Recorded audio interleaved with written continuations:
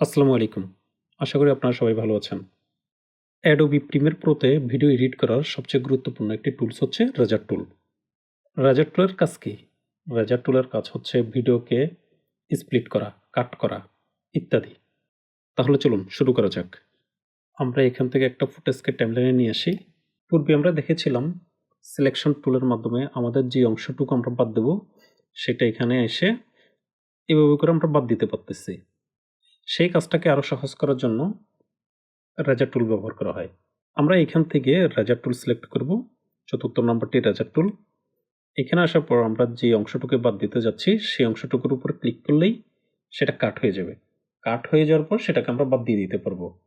আপনারা যদি এখানে লক্ষ্য করেন একটা ব্লেডের সাথে একটা দাগ রয়েছে। এই দাগটা যেই বরাবর থাকবে ক্লিক করলে সেই অংশটুকুই কাট হয়ে যাবে। অর্থাৎ স্প্লিট হয়ে যাবে। আমরা এখানে ক্লিক করি, দেখেন স্প্লিট হয়ে দ্বিভাগ হয়ে যাচ্ছে। আবার যদি এখানে ক্লিক করি তাহলে এখানে দেখেন স্প্লিট হয়ে যাচ্ছে। এরপর আমরা সিলেকশন টুল নেব। সিলেকশন টুল নেওয়ার পর আমরা যে অংশটুকুকে বাদ দিতে চাচ্ছি সেটা ক্লিক করব। ক্লিক করে কিবোর্ড থেকে ডিলিট, তাহলে চলে যাচ্ছে। আবার সিলেক্ট করব কিবোর্ড থেকে ডিলিট। কন্ট্রোল ঝাপটি পেছনে আসি। আমরা আরেকটা ক্লিপ নিয়ে আসি। এখন ধরেন আপনি চাচ্ছেন আপনার এই অংশটুকু বাদ দিবেন, সামনের এই অংশটুকু। আমরা এখানে Razor টুল নিলাম, এখান থেকে ক্লিক, তাহলে এটি স্প্লিট হয়ে যাচ্ছে। এরপর আমরা ডিলিট করব। সিলেকশন টুল নেব, অংশটুকু সিলেক্ট করব, কিবোর্ড থেকে ডিলিট। এখন যদি লক্ষ্য করেন আমাদের এই অংশটুকু চলে গিয়েছে, কিন্তু এই জায়গাটা গ্যাপ রয়েছে। এটাকে ফিল আপ করার জন্য আমরা পিছনের ক্লিপটাকে সিলেক্ট করব। যদি আরও ক্লিপ থাকে এখানে একসাথে সবগুলোকে মার্ক করব, মার্ক করে সামনে নিয়ে আসব। তাহলে আমার কাজটা ডবল হয়ে যাচ্ছে। এই কাজটাকে সহজ করার জন্য পেছনে আসি। আমরা এটা সিলেক্ট করব। সিলেক্ট করার পর কিবোর্ড থেকে শিফট চিপে ধরে ডিলিট। এটা হচ্ছে রিপল ডিলিট, অর্থাৎ আপনার ক্লিপটি ডিলিট হয়ে যাচ্ছে এবং খালি জায়গাটাকেও ডিলিট হয়ে আপনার পিছনে যে ক্লিপগুলো আছে সেগুলো এখানে চলে আসতেছে। আমরা কিবোর্ড থেকে যখন করব তখন শিফট ডিলিট। আপনি যদি এভাবে করতে না চান তাহলে আমরা যে অংশটুকুকে ডিলিট করব সেই অংশটুকু ক্লিক করব। ক্লিক করার পর এখানে রাইট ক্লিক করার পর আপনি এখানে লক্ষ্য করেন রিপল ডিলিট। আমরা যখন রিপল ডিলিট করব আমাদের এই অংশটুকু চলে যাচ্ছে, এখন পিছনের যে ক্লিপটা আছে সেই জায়গাটা চলে আসতেছে। তাহলে আপনারা বুঝতে পেরেছেন কিভাবে করে কাট করতে হয়। অর্থাৎ আমরা যখন Razor টুল নেব, Razor টুল নিয়ে আমরা যে অংশটুকু বাদ দেবো সেখানে ক্লিক করব।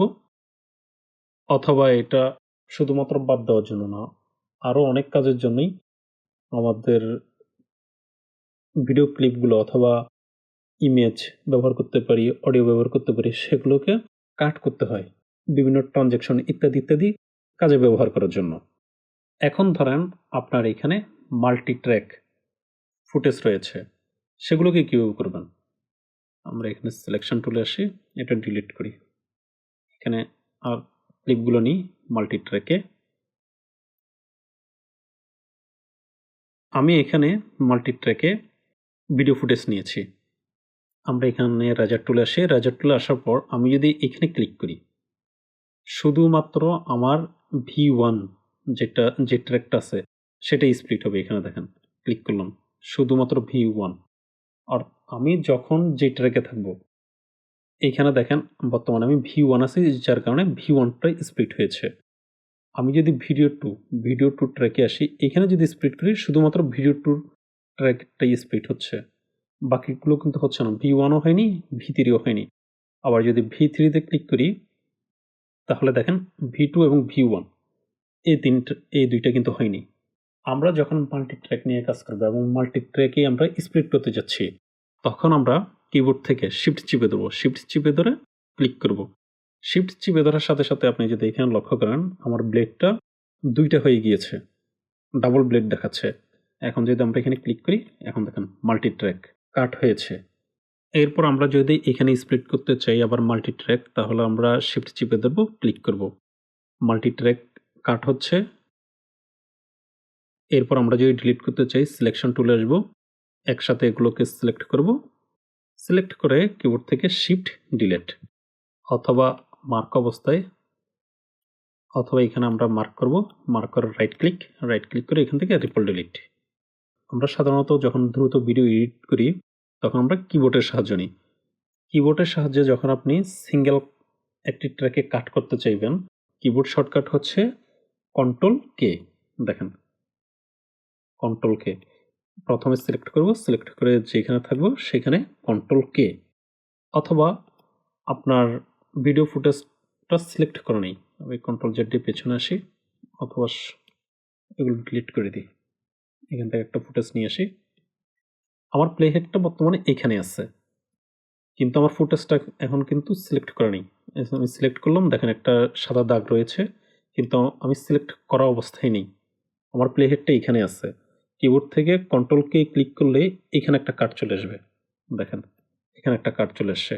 আবার যদি প্লে হেডটা এখানে রাখি, এখন যদি কন্ট্রোল কে ক্লিক করি, এইখানে কাট হয়ে যাচ্ছে।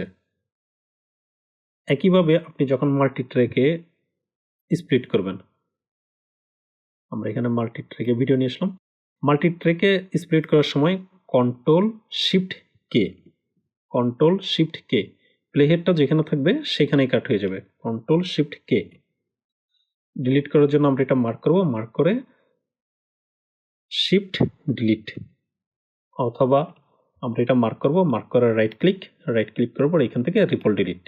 ক্লিপগুলোর মধ্যে দ্রুত কাট করার জন্য আমরা রেজার টুল ব্যবহার করে থাকি। রেজার টুলের শর্টকাট কি হচ্ছে সি।